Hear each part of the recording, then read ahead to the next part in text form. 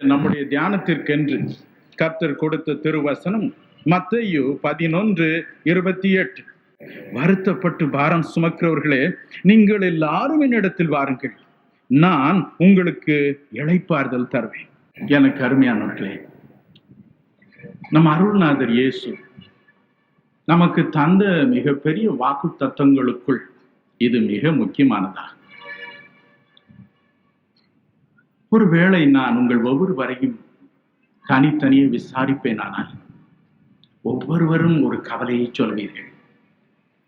இன்று காலை ஆயிரக்கணக்கான இயேசு அழைக்கிறார் பத்திரிகையின் சந்தாதாரர்கள், இன்னும் இந்த காருண்ய கல்லூரியின் ஆதரவாளர்கள், இப்படி பலரை சந்தித்தேன். ஒவ்வொருவரையும் ஒரே ஒரு வினாடி தொட்டு அவர்களுக்காய் பிரார்த்தனை செய்யும்படிதான் நான் போயிருந்தேன். அவர்களுக்கு என் நன்றியை தெரிவிப்பதற்காக அதிக கண்ணீரோடு இந்த அதிகாலையில் எழுந்து நான் பல மணி நேரம் பிரார்த்தனையில் ஈடுபட்டு கொண்டிருந்த பொழுது இயேசு சொன்னார், இன்று அந்த இடத்தில் நீ தொடுகிற ஒவ்வொருவரையும் நான் குணமாக்கப் போகிறேன் என்று. காரணம், இயேசுவுக்கு உங்களை பற்றி அவ்வளவு அக்கறை, அவ்வளவு கவலை, அவ்வளவு பாசம். அவர்கள் ஒவ்வொருவரையும் நான் ஒரே ஒரு வினாடி தான் பார்த்தேன், என் கரங்களை வைத்தேன். எனினும் அந்த ஒரு வினாடியும் சிலர் தங்கள் இருதயத்தை திறந்து, ஐயா, எனக்கு 14 வருடங்கள் ஆயிற்று, குழந்தை இல்லை. இளைஞர்கள் கதறினார்கள், பிரதர், எனக்கு வேலை இல்லை. என் உள்ளமெல்லாம் உருகி போயிற்று, உள்ளமெல்லாம் உடைந்து போயிற்று. எனக்கு அருமையானவர்களே, இன்று மாலையில் நீங்கள் கூட பலவிதமான பாரத்தோடு வந்திருக்கலாம், பலவிதமான கவலைகளோடு வந்திருக்கலாம்.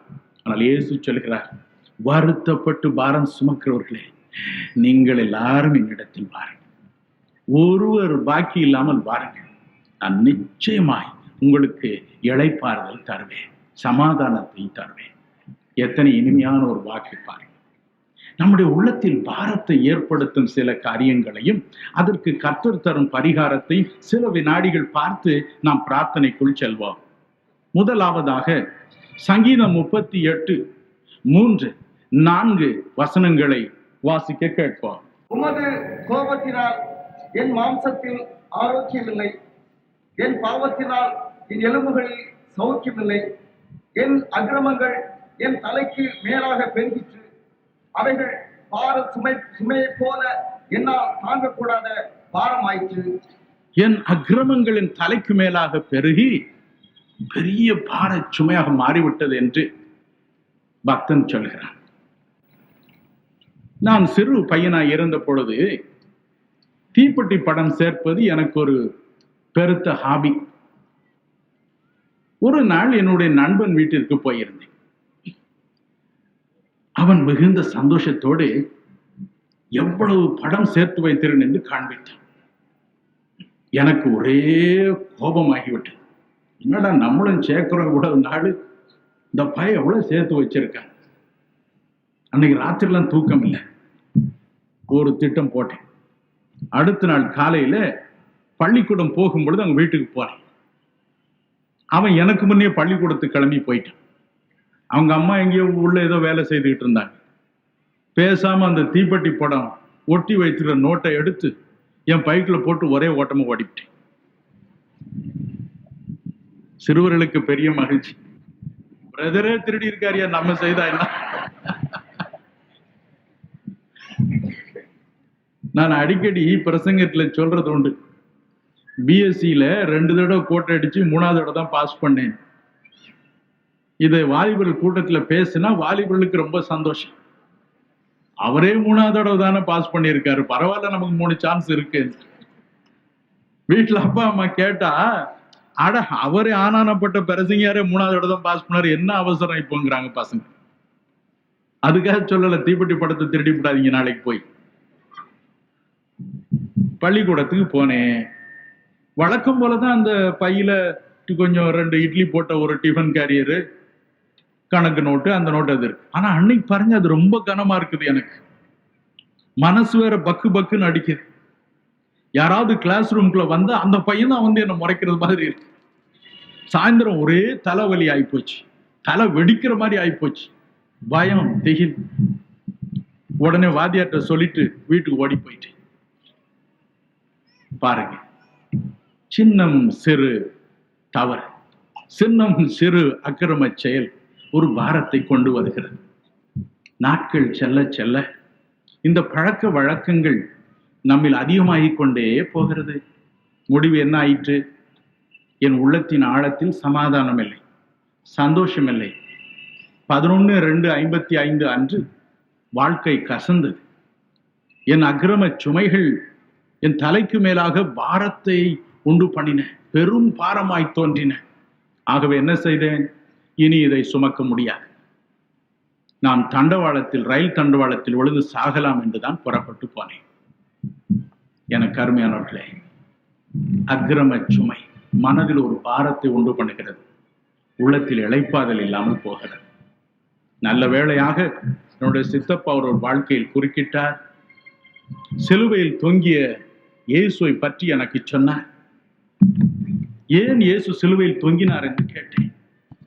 அவர் சொன்னார், 1 பேதுரு 2:24 பார், அங்கே வேதம் இப்படி சொல்கிறது, நாம் பாவங்களுக்கு செத்து நீதிக்கு பிழைத்திருக்கும்படிக்கு அவர் தாமே தமது சரீரத்திலே நம்முடைய பாவங்களை சிலுவை மேல் சுமந்தார், அவருடைய தழும்புகளால் குணமானீர்கள். இயேசு சிலுவையில் தொங்கியது உன்னுடைய பாவங்களுக்காய், உன்னுடைய அக்கிரம சுமைகளுக்காய் என்றார். ஏசாயா 53:11 சொல்கிறது, அவர் தாமே நம்முடைய அக்கிரமங்களை தாமே சுமந்து கொள்வார் என்று. ஆம் பிரியமானவர்களே, யோவான் 19:17 கூறுகிறது, இயேசு தமது சிலுவையை சுமந்து கொல்கொதா மலைக்கு மேலாய் ஏறி போனார். எதற்காக? சிலுவையில் அடிக்கப்படுவதற்காய். அவர் சுமந்தது வெறும் ஒரு சிலுவை அல்ல, நம்முடைய பாவங்களை சுமந்தார், அக்கிரமங்களை சுமந்தார். நாம் சுமக்க வேண்டிய பாரத்தை அவர் சுமந்தார். நான் என் வீட்டிற்கு திரும்பினேன். என் அறையில் தனித்து என் அக்கிரமங்களை, என் பாவங்களை நினைத்து கதறினேன். நான் இவைகளை செய்தது உண்மை, எனக்கு மன்னிப்பு தாரும் என்று கெஞ்சினேன். இயேசு என் பாவங்களை மன்னித்தார், இளைப்பாறுதலை தந்தார். 31 வருடங்கள் கடந்து போயின. இன்றும் அந்த இளைப்பாறுதல் என் உள்ளத்தில் இருந்து கொண்டே இருக்கிறது. எனக்கு அருமையானவர்களே, போல நமது உள்ளத்தை வாட்டி வதைப்பது உலக கவலை. லூக்கா 21:34 வாசித்து பாருங்கள்.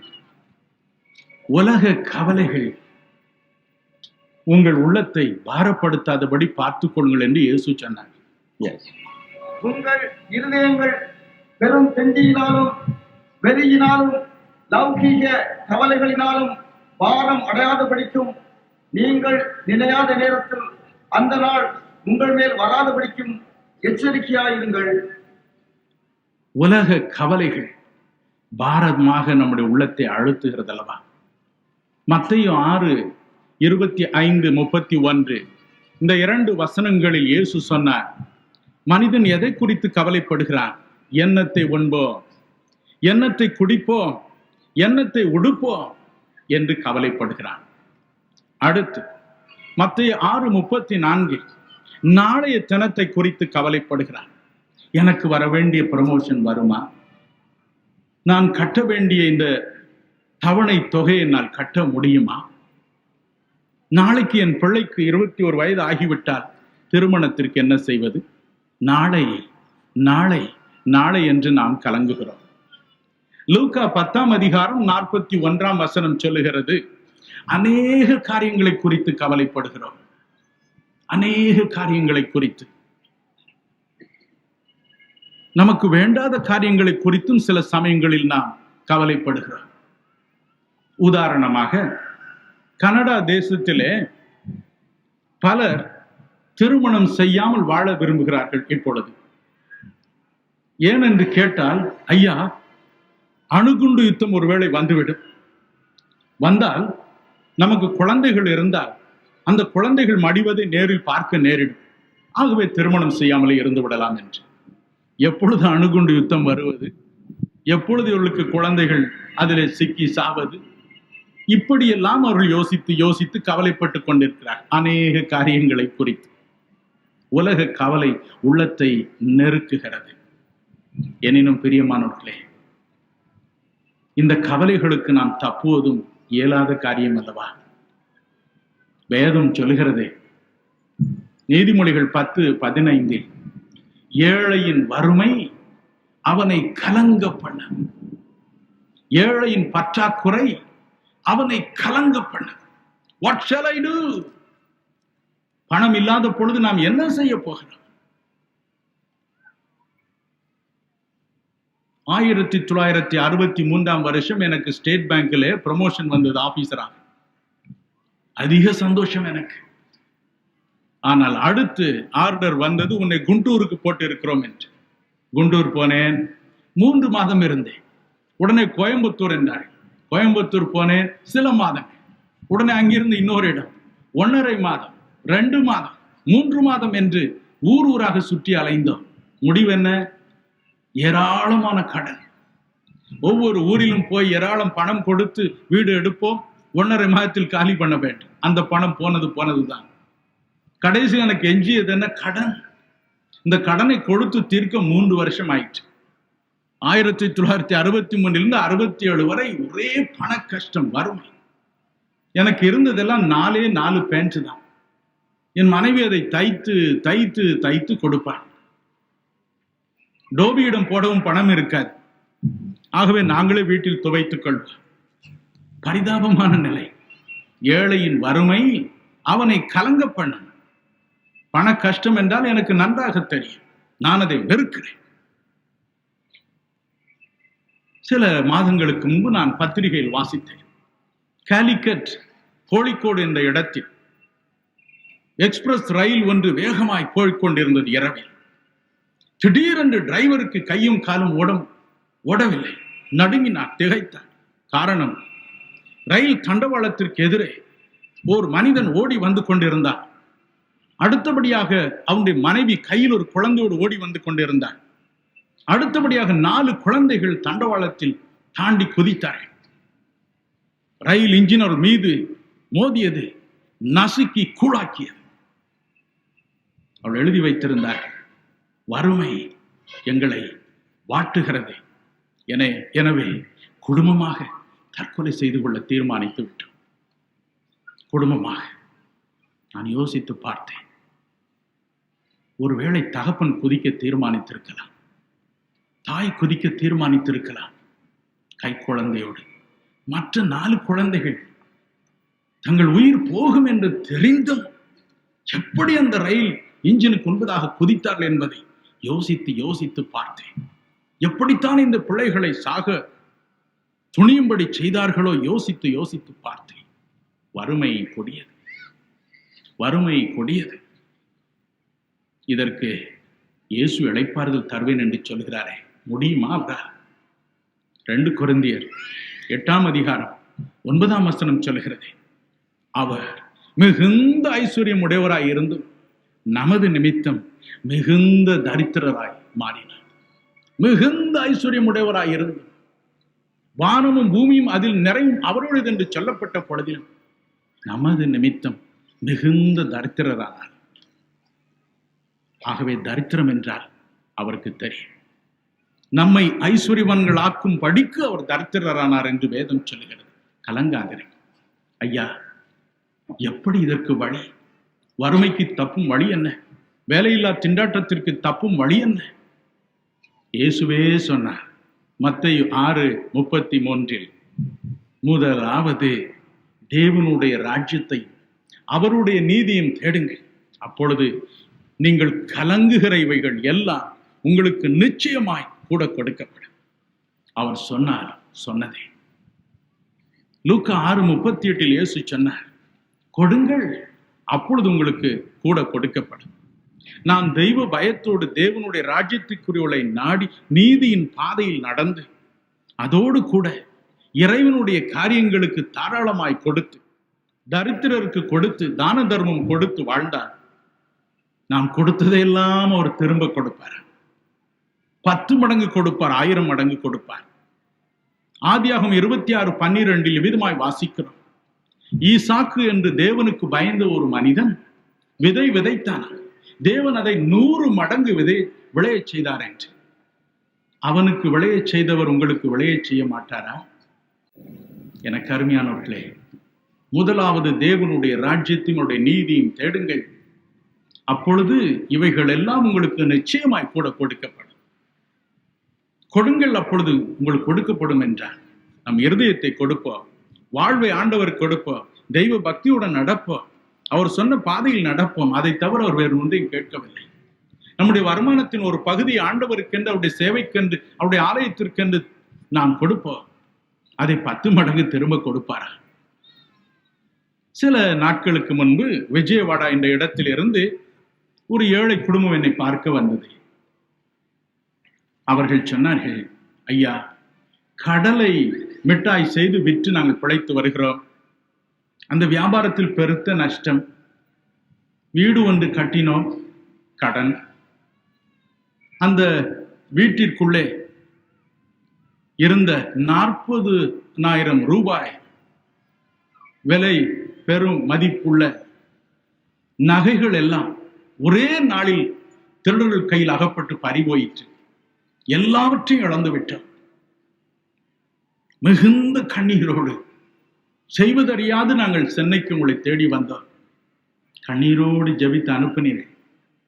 திரும்ப அந்த வியாபாரத்தை ஆரம்பிப்பதற்காக புறப்பட்டு போனோம். சரி, என்ன பெயர் நம்முடைய கடலை மிட்டாய் கொடுப்பது, என்ன லேபிள் படம் போடுவது என்று யோசித்தோம். இயேசுழைக்கார் பத்திரிகை ஒன்றிலே இயேசு ஒரு குழந்தையை வைத்து கொஞ்சி கொண்டிருக்கும் படத்தை போட்டிருந்தீர்கள். அட, இந்த படம் நல்லா இருக்கேன், இதையே போட்டுருவோம் என்று போட்டோம். எல்லாம் சொன்னாங்க, என்னப்பா இந்த இயேசுநாதர் படத்தை போட்டிருக்கியே, இதை பார்த்தாலே ஒருத்தனும் வாங்க மாட்டானே என்று சொன்னார். பரவாயில்லை, அதனால வாங்கட்ட பரவாயில்ல, இந்த லேபிள் தான் போடுவோம் என்று போட்டோம். தேவனுடைய கிருபையினால் ஒவ்வொரு நாளும் வியாபாரம் தழைத்து ஓங்குகிறது. எல்லாரும் அந்த மிட்டாய் தான் வேண்டும் என்று கேட்டு வாங்கி போகிறார்கள் என்றார். அது மட்டுமல்ல, அந்த அம்மாள் சென்னைக்கு திரும்ப வந்து என் கையிலே ஒரு உண்டியலை கொடுத்தார். ஐயா, இந்த உண்டியலை திறந்து எண்ணி அதில் இருக்கும் பணத்தை கொண்டு இந்த ஏழைகளுக்கு கட்டுகிறீர்களே கல்லூரி, அதற்கு வைத்துக் கொள்ளுங்கள் என்றார்கள்.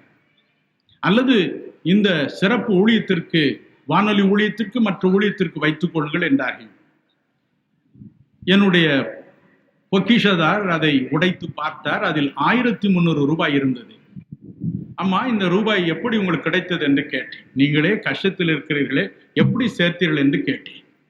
அவர்கள் சொன்னார்கள், என் வீட்டு எதிரே ஒரு தோட்டம் போட்டேன், அதிலே நல்ல பூக்கள் விளைய ஆரம்பித்தன. நான் நினைத்தேன், இந்த பூக்களை விற்று நான் கர்த்தருடைய ஊழியத்திற்கு கொடுக்க வேண்டும் என்று. ஆகவே இந்த பூக்களை தினமும் கொண்டு போய் விற்பேன், அதனால் கிடைத்த பணம் இது என்றார். பாருங்க, ஏழை மக்கள், ஏழை மக்கள். இந்த 1300 ரூபாய் அவர்களுக்கு இருந்தால் எவ்வளவோ பெரிய காரியம். ஆனால் அவர்கள் சொன்னார்கள், ஐயா, இதை கொடுப்பதினால் நீங்கள் வருத்தப்பட வேண்டாம், எங்களுக்கு கஷ்டம் என்று நினைக்காதீர்கள். இந்த 1300 ரூபாய் கொடுத்தால் எங்களுக்கு 13,000 ரூபாயாவது திரும்ப வரும் வியாபாரத்தில் என்றார். கடன் தொல்லை நீங்கி மகிழ்ச்சியோடு இன்று வாழ்கிறார்கள். கொடுங்கள், அப்பொழுது கொடுக்கப்படும். வியாபாரத்தில் உள்ள தொல்லையினால், நஷ்டத்தினால், வேலையில்லாத திண்டாட்டத்தினால் மனம் கசந்து போயிருக்கிறீர்களோ, வாங்கின கடனை எப்படி செலுத்த போகிறோம் என்று கலங்கி நிற்கிறீர்களோ, மனம் கலங்காது. இயேசு சொன்னது போல, முதலாவது தேவனுடைய ராஜ்யத்தையும் அவருடைய நீதியும் தேடுவார். அவருக்கென்று ஒரு பகுதி அவருடைய சேவைக்கென்று, ஆலயத்திற்கென்று கொடுப்பார். அதை கையில் வாங்குவார், திரும்ப கொடுப்பார், 10 மடங்கு அதிகமாய் கொடுப்பார். மனம் கலங்காது.